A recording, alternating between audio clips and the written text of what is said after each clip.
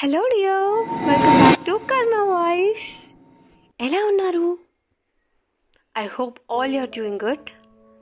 ఏం చేస్తున్నావు? ఈ లైఫ్ గేమ్లో పడి అలసిపోయావా? సరదాగా కాసేపు కథలు చెప్పుకుందామా?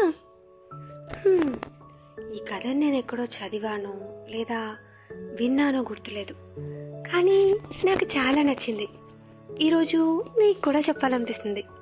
ఏంటో, ఒకరోజు ఒక శిల్పి బండరాయిని శిలగా మార్చడానికి ఉలితో చెక్కుతూ ఉంటాడు. ఇంతలో అటువైపుగా వెళ్తున్న రాజుగారి ఊరేగింపును చూస్తాడు. ఊరేగింపులో రాజుగారిని బంగారు పల్లకిలో కూర్చోబెట్టి సైనికులు ఊరేగిస్తూ తీసుకొని వెళ్తున్నారు.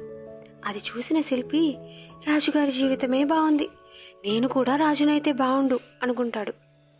అనుకున్న వెంటనే రాజుగా మారిపోతాడు.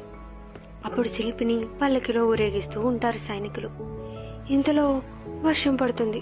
శిల్పి వర్షాన్ని చూసి ఇలా అనుకుంటాడు, మహారాజునైనా నాపైనే వర్షం పడుతుంది అంటే వర్షం మహారాజు కంటే గొప్పదా అనుకొని నేను వర్షంలా మారితే బాగుండు అనుకుంటాడు. అనుకున్న వెంటనే వర్షంలా మారిపోతాడు. ఈసారి వర్షం ఒక పెద్ద కొండపై కురుస్తూ ఉంటుంది. వర్షం రూపంలో ఉన్న శిల్పి ఇలా అనుకుంటాడు, నేను ఇంత పెద్దగా వర్షాన్ని కురిపిస్తున్నాను, ఈ కొండ కొంచెం కూడా కదలడం లేదు, అయితే కొండ వర్షానికన్నా గొప్పదా అనుకొని ఈసారి నేను కొండగా మారితే బాగుండు అనుకుంటాడు. అప్పుడు కొండపైకి ఒక వ్యక్తి వచ్చి కొండని ఉలితో కొడుతూ ఉంటాడు. ఇది చూసిన కొండ, ఇంత పెద్ద కొండని నేను నన్నే ఉలితో కొడుతున్నాడంటే ఈ శిల్పి ఎంత గొప్పవాడు అనుకొని మళ్ళీ ఈసారి శిల్పిగా మారాలి అనుకుంటాడు. వెంటనే మళ్ళీ తన శిల్పి రూపానికి వచ్చేస్తాడు. చూసావా, మనం ఎన్ని కోరుకున్నా, మనమున్న బలం, మనం చేస్తున్న వృత్తి కన్నా గొప్ప పనులు ఎన్నున్నా కూడా మనం చేసే పనిని మనం గౌరవించాలి.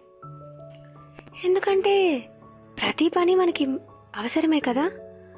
ఒకరు చేసే పని ఇంకొకరు చేయలేరు. అలాగే ఒకరికి సులువుగా అనిపించింది ఇంకొకరికి అనిపించకపోవచ్చు. సో పక్కవాళ్ళు చేసే ఎలాంటి వృత్తినైనా గౌరవిద్దాం. మనం చేసే పనిని ఎప్పుడు విసుక్కున్నా అప్పుడప్పుడు అయినా అది అవసరమే అని గుర్తిద్దాం. చాలా ఎక్కువ మోటివేషన్ ఇచ్చేసినట్టున్నాను. ఇంతకీ స్టోరీ నచ్చిందా? నీకు కూడా ఈ స్టోరీ ఎప్పుడో ఎవరో ఒకళ్ళు చెప్పే ఉంటారు కదా, వాళ్ళు గుర్తొచ్చారా? అయితే మీకు ఎవరు చెప్పారో వాళ్ళ నేను కమెంట్ చేసేయండి, అండ్ వాళ్ళకి ఇది షేర్ చేసి థ్యాంక్స్ చెప్పండి. And don't forget to like, share, comment and subscribe to కర్మ వాయిస్. మళ్ళీ ఇంకో కథతో కలుద్దామే.